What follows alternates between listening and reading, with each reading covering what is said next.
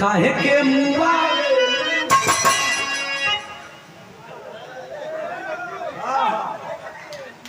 काहे के मुआ अरे काहे के मुआ अरे काहे के मुआ काहे के मुआ अरे नजरिया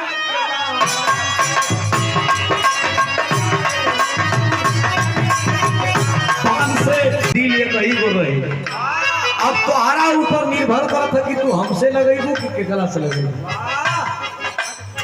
अब तुहार दिल हमसे लग गई, लेकिन हमारे कहीं गो दिल बा, लेकिन हमार दिल भैया लोगों से लग गई। हमार दिल मजबूरी बा कि भैया लोगन से लागल बा, आ इतनी बेहतरीन तरीका से लागल बा कि हई भैया लोगन अगर बुलावल फोन कर रही तो दिलवा लिखल के बहरिया जी हम मर जाए, एक बार प्रेमिका के बिना रह जाए, एक दिन माई बाबुओं के बिना रह जाए। लेकिन हई जो दिल लागल बा जनता से, हई बिना जनता का सुधिरवा ना रह। बड़ा सुंदर हिलैलू है, लेकिन एगो बात बताई, मेहरारू के तो हिलाई जब से मर्द ना हिलाई संतुष्टि ना मिली। तो के देख के हम कहत नहीं सुना तो आर कुल गीत के जवाब काहे के मुआ बेलू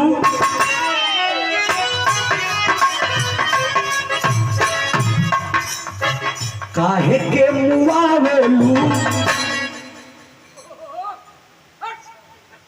अरे नजरिया के बान से काहे के मुआ बेलू नजरिया के बान से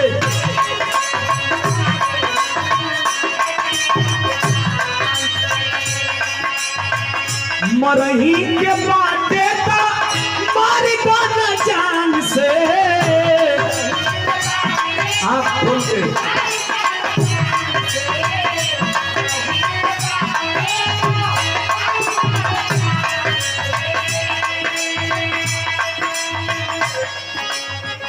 मरही के बाटे ता मारी गाना जान से इतना भैया लोग बोले।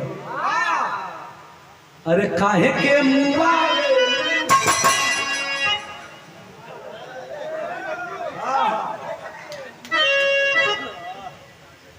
हमारा झटका यही तर चलेगा। हाँ लटका झटका फटका के बाटे तो मारी गाना जान से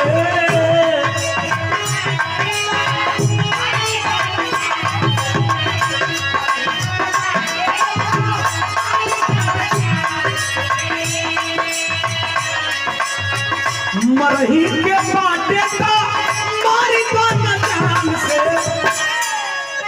अरे काहे के मुआ अरे काहे के मुआ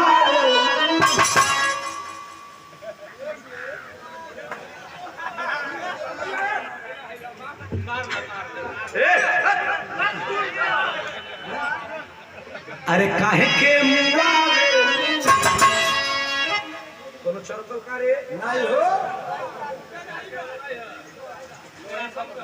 अरे के काहे के मुआ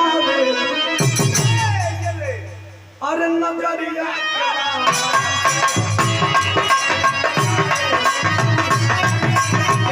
पान से